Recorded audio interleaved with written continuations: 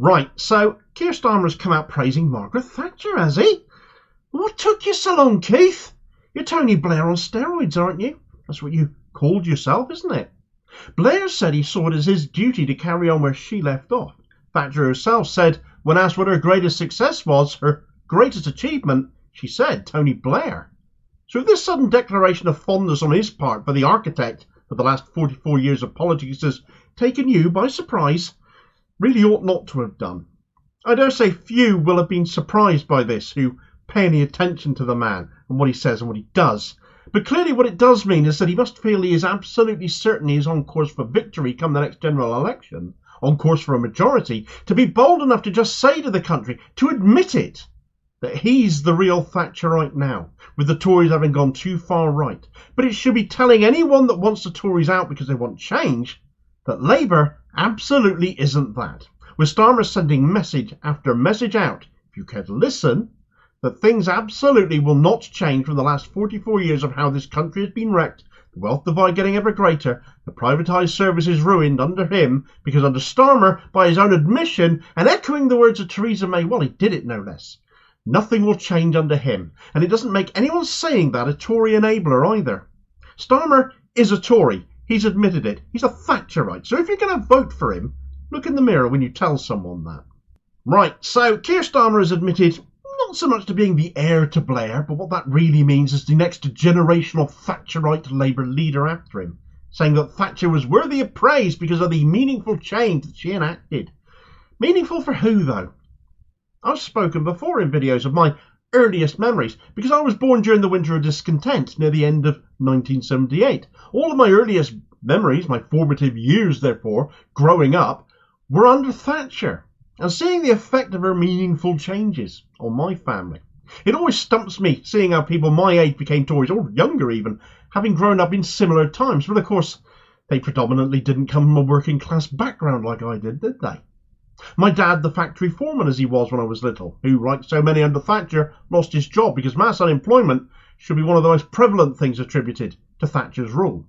My mother was a stay-at-home mum. My earliest memories is switching the TV off and hiding behind the sofa as the milkman had come for his money and we didn't have it. I can remember doing that on multiple occasions. I can remember my mother used to subsist some days on bread and milk. We were lucky though. We were amongst the lucky ones. My old man was only out of work for about 9 months. He became a postman. So many others struggled with unemployment for far, far longer. And I think of the miners' strikes when I say that. That industry totally destroyed by her. And as much as we are all about moving away from fossil fuels today, we've seen Rishi Sunak give the go-ahead to a new coal mine and all those gas and oil licences he's given the nod to. So it's not like the Tories ever really believed in what she was doing was for economic benefit. It was to crush dissent, and people in mining areas suffered terribly, far more so than I did or can possibly imagine, even though I come from Cornwall with that mining history. In fact, in 2021, Starmer attacked Boris Johnson for praising Thatcher over those coal mine closures. You might have forgotten that, but we haven't. Communities were destroyed, never having recovered to this day, mainly in the north, mainly Labour voting areas traditionally. And Starmer is saying the woman who did that to them affected meaningful change. Well, I suppose it's true from a certain perspective, but it goes to show that it isn't necessarily the positive message he might think some people are hearing. There are so many other examples of Thatcher's destruction of our country, continued and maintained ever since, and will continue to be under a Starmer government, he says, before we even get to one. The housing crisis is on her, thanks to the deregulation of the private sector and right to buy decimating our social housing stock. Privatisation of all of our utilities and the poor service and expensiveness of them, as we've felt all too recently, are on her. The beginnings of the outsourcing of NHS contracts was started by her. Inequality that has just grown and grown and grown started under her. She was the beginning of the rot. She was the one who wrote the script. And no leader that has followed her has gone anywhere near trying to fix these things, only maintaining them and continuing them, whilst telling us in the sixth richest economy on the planet that there is never any money to fix these things properly. The only thing lacking actually is political will, the will to do something different than what she started. We had that chance once. Corbyn offered the opportunity for meaningful change, positive meaningful change, and fixing these issues, reversing the damage, taxing the rich who have all of that wealth that this country apparently has, and he was destroyed by those who would keep this country as it is, dumbing people down with what they say is news rather than blatant Thatcherite propaganda and lies. And now we're left with Starmer, and this, they tell us, is what makes Labour electable. Starmer has also said she set loose our natural entrepreneurism. In the Tory graft, behind a paywall no less, because we know his intended audience is here, of course, in a blatant appeal to Thatcherite Tories to come and vote for him and not the out-of-control actual Tory party, just his Thatcherite Labour Party, which is what Labour should rename itself as now. He points out the problems we have to deal with in our lives, so he knows the issues. Public services crumbling, mortgage bills spiralling, food bills astronomic, police numbers down, so crime rates are rising, all of these things that are symptomatic of a country run for the few and not for the many. Yet he chooses to name 3 former prime ministers as having had the answer to that. He praised Thatcher for unlocking entrepreneurism, he praised Blair for reimagining a stale, out-of-date Labour Party, and he hailed Clement Attlee. But not for the reasons you might be thinking. He hailed Attlee for writing that the Labour Party should be about duty and patriotism. He's attributed Clement Attlee for his flag shagging. It's a sick joke. The go-to response for Attlee's government was one of house building to replace the slums, the creation of the NHS and of social security, putting this country back together after World War II.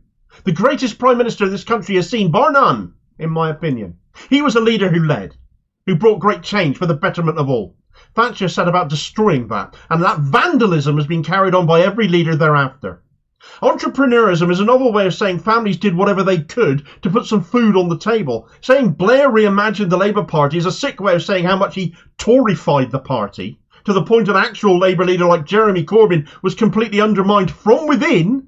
You only have to look at the glee barking MP, a term with more than one meaning possibly, Margaret Hodge expressed in undermining Corbyn's leadership on the newsagent's podcast the other day, working against him, and that should be an expulsion offence, but it won't be.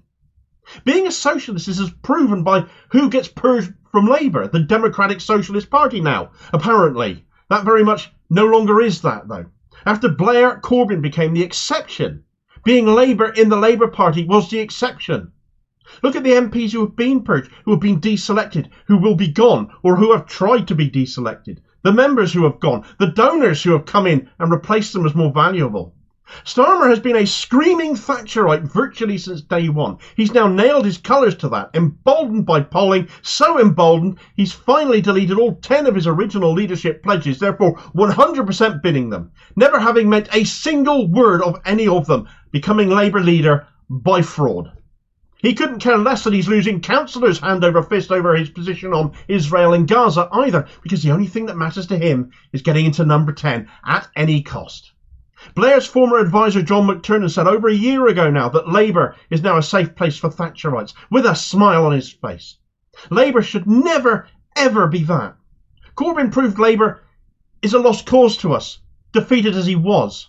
A valiant attempt to wrest control of the party back that ultimately failed.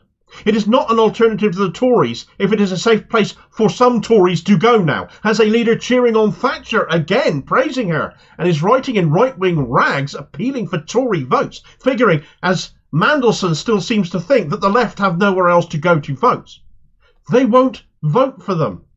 Although many are finding the alternatives, and as local polling has shown recently, the Greens are seeing a surge in popularity, membership, votes and support as they more and more become the new home for socialists and socialism, and I certainly count myself among those people.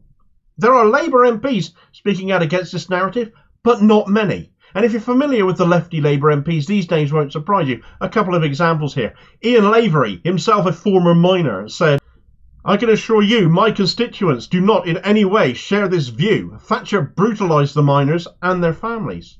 And Kim Johnson said, "Margaret Thatcher did nothing for working class communities in Liverpool and across the country, destroyed industries, attacked trade unionists, privatised our core industries." And they are right, and all of us who lived through those times have our own stories to tell on what we saw and what we lived through. So why? If you want the Tories out, would you vote another bunch of Thatcherites in? That is what a vote for Keir Starmer's Labour is, by his own admission. Today he is giving a speech which The Guardian is saying he will recommit to austerity as the answer to getting the country out of the economic hellhole it is in, that this lot of Tories have put us in, when actually that politics put us here. Starmer and Reeves are the next Cameron and Osborne. 2010 begins again in 2024. Come on, people, aspire for better this time, eh? Well, maybe some people are, maybe some are. If there is one thing I've noticed since Starmer made this admission, it is how quiet his supporters have gone. All of a sudden, the voices on social media hailing him as some kind of brill-creamed messiah to save the country and turn our lives around. Often the same people telling us to vote Labour whilst also calling us raging anti-Semites or Tories if we don't vote Labour, that even though we don't belong in Labour, according to them as well. They are conspicuous by their sudden silence, aren't they? I've not heard very much from them. You can only hope that they've at last engaged their brains and the blinkers they insist on wearing have fallen off. Think about it, though. He's appealing to Tories for their votes, to serve their interests rather than ours, so why on earth would we waste a vote on him? His actions are less of an appeal to Tory voters as far as I'm concerned. It's a blatant admission to being one. I've never voted Tory in my life. I never will. Therefore, I will never vote for a Labour Party led by Keir Starmer or anyone else who comes out of their ranks anything like him. Thanks for watching. I hope you found this video useful. Please like, share and subscribe if you did. More content out daily. Please do have your say on this story in the comments below and be part of the conversation. Meanwhile, here's a video recommendation where Keir Starmer gave away his Thatcherite credentials, having already earned himself the nickname Sir Kid Starmer, analogous to Thatcher the Milk Snatcher, abandoning kids in poverty. Another Thatcher legacy, as I know.